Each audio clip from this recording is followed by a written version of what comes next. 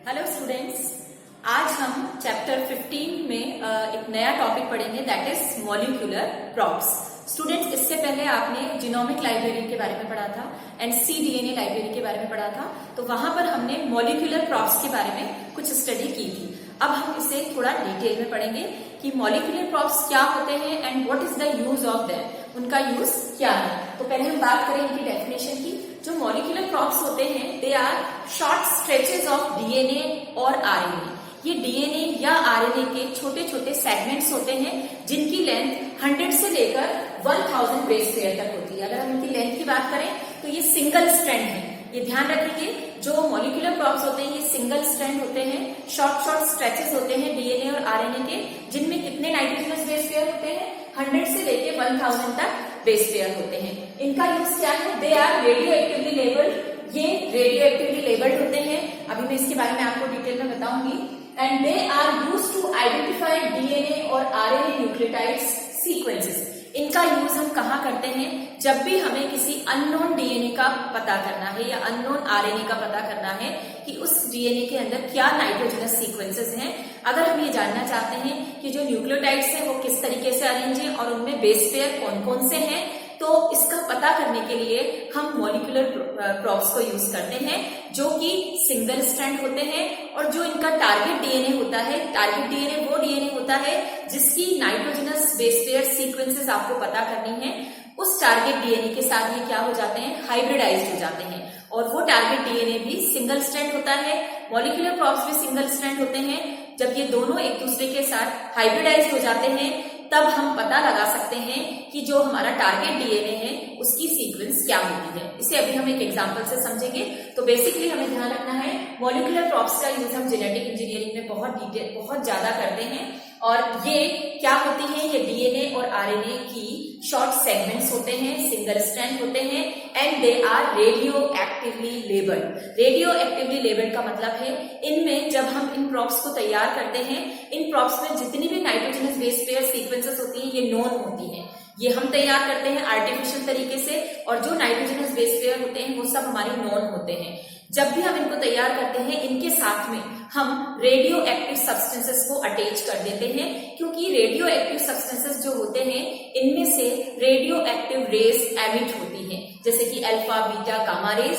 और जहां से भी ये रेडियो एक्टिव रेज निकलेगी उस जगह पर हम पता लगा सकते हैं कि हमारा जो प्रॉब है वो कहां पर जाके अटैच हुआ है, क्योंकि हम उसे इजी वे में डिटेक्ट कर लेंगे। जिस जगह पर भी जाकर वो अटैच होगा वहां से वो रेज निकलेंगी, जिनका डिटेक्शन हम कर लेते हैं रेडियोग्राफी वगैरह जो टेक्निक्स हैं उनसे, और हमें पता लग जाता है कि वो कौन सी सीक्वेंसेस हैं।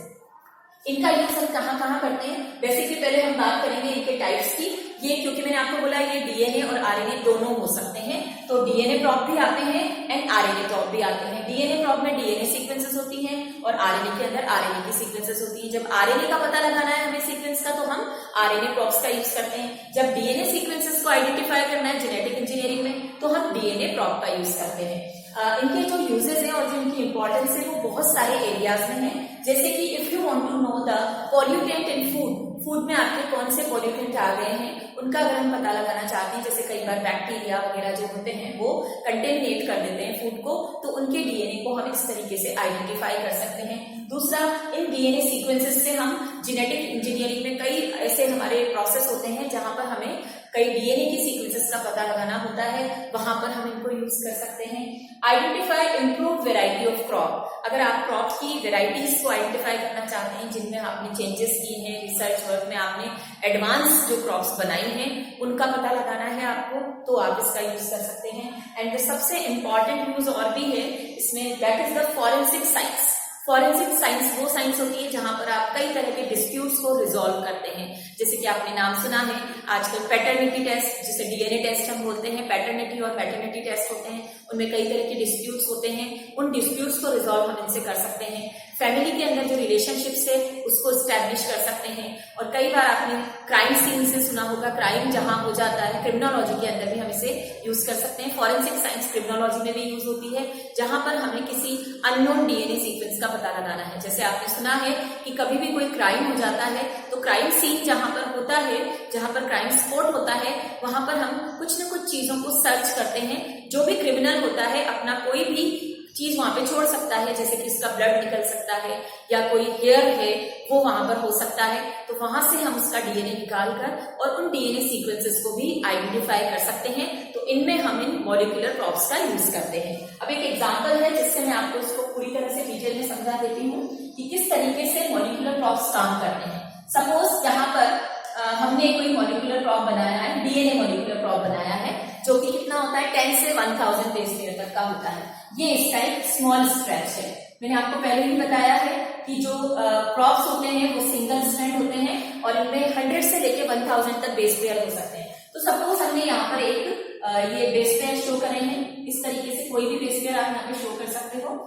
बेस पेयर आप जानते हैं 4 बेसेस होते हैं, उन सबका अरेंजमेंट होता है। क्योंकि ये सिंगल स्ट्रैंड है तो इसमें हमने देखिए सिंगल स्ट्रैंड ही बनाया है। और ये क्या है, मान लीजिए ये हमारा डीएनए प्रॉप है, ठीक है। इस डीएनए प्रॉप को हम यूज कर रहे हैं किसी अननोन सीक्वेंस का पता लगाने के लिए, और ये कैसा है, रेडियो एक्टिव लेबल्ड है। अब मान लीजिए ये आपके टारगेट डीएनए है, यहाँ पर मान लीजिए टारगेट डीएनए आपने अलग अलग टारगेट डीएनए रखे हैं। जब भी डीएनए सीक्वेंस का पता लगाते हैं, कोई भी आप जैसे डीएनए फिंगरप्रिंटिंग आप पढ़ेंगे उसके अंदर कहीं पे भी, तो वहां पे जो डीएनए होता है उसको हम सेगमेंट के फॉर्म में चेंज कर लेते हैं, यानी कटिंग कर लेते हैं। कटिंग करने पर सभी डीएनए जो होते हैं वो सिंगल स्ट्रैंड हो जाते हैं। तो मान लीजिए यहाँ पर बहुत सारे डीएनए की अननोन सीक्वेंसेस हैं जिनके बेस पर आपको यहाँ पे अलग अलग दे रखे हैं, ठीक है।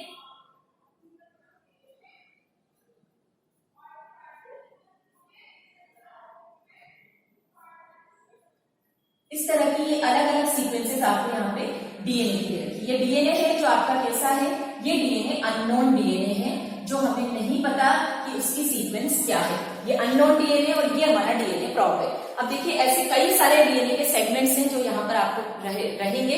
अब इनमें से हमें पता लगाना है कि कोई भी क्राइम सीन से जो हमें मिला वो सीन वहां का डीएनए हमें पता लगाना है। तो कैसे आपको पता लगेगा, तो मान लीजिए आपने ये डीएनए प्रॉप भेजा है। डीएनए प्रॉप याद रखिए कभी भी एक नहीं भेजे जाते, ये कई सारे स्ट्रेचेस होते हैं क्योंकि कोई भी सीक्वेंस यहाँ पर मैच कर सकती है। मैं यहाँ पर सिर्फ आपको एक ही बता रही हूँ। तो ऐसे कई सारी सीक्वेंसेस हैं, इन डीएनए प्रॉप को हमने यहाँ पर भेज दिया, सेंड कर दिया। ये पूरा प्रोसेस होता है जो बाद में आप पढ़ेंगे कि किस तरीके से ये जाते हैं। ये रेडियो एक्टिव लेबल्ड होते हैं। जैसे ही ये सीक्वेंस यहाँ पर जाएगी तो आपको पता है कि डीएनए हमेशा डबल स्ट्रैंड होता है और जो डीएनए के स्ट्रैंड होते हैं दे आर कॉम्प्लीमेंट्री, वो एक दूसरे के कॉम्प्लीमेंट्री होते हैं। यानी ये जो बेस आपको दिख रहे हैं इसके कॉम्प्लीमेंट्री बेस के साथ जाके ये क्या हो जाता है, अटैच होता है, यानी हाइब्रिडाइज्ड हो जाता है। तो मान लीजिए ये सीक्वेंस यहाँ पे गई और आप देख रहे हैं कि यहाँ पर एक सीक्वेंस आपको दिख रही है जो इसकी कॉम्प्लीमेंट्री है। यहाँ पे टी है तो यहाँ ए है, यहाँ सी जी सी जी, इस तरह की ये पूरी सीक्वेंस इसकी कॉम्प्लीमेंट्री है। तो जैसे ही ये प्रॉप यहाँ पर जाएगा ये इसके साथ में क्या हो जाएगा, हाइब्रिडाइज हो जाएगा। इस तरीके से ये हाइब्रिडाइज हो जाएगा। और हाइब्रिडाइज होने पर अब देखिए यहाँ पर बहुत सारे डीएनए हैं, लेकिन हमारा प्रॉप जो है उसको जहां पर उसके कॉम्प्लीमेंट्री बेस मिलेंगे वहीं पर जाकर ही वो हाइब्रिडाइज होगा।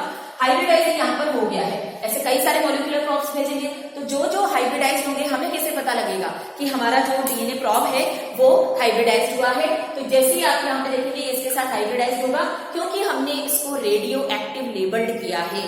तो जैसे ही इसके साथ अटैच होगा, जब हम इसकी रेडियोग्राफी करवाएंगे तो वहां पर आप देख सकते हैं कि जिस जगह पर आपको रेज निकल रही है, रेज हम इजीली डिटेक्ट कर सकते हैं और जगह पर नहीं निकलेंगी।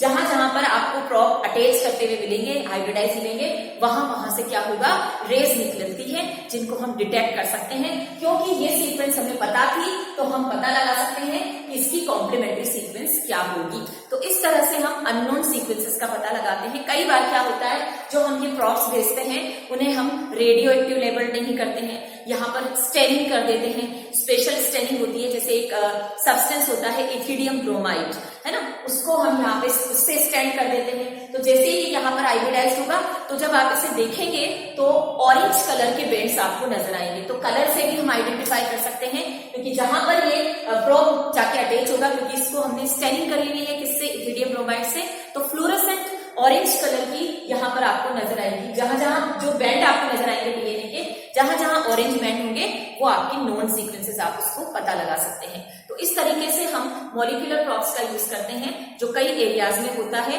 यहाँ पर आपको ध्यान रखना है, जब भी हमें अननोन डीएनए या आरएनए सीक्वेंसेस का पता लगाना है तो हम मॉलिक्यूलर प्रॉप्स का ही यूज करते हैं जिनमें हमारी नॉन सीक्वेंसेस होती है।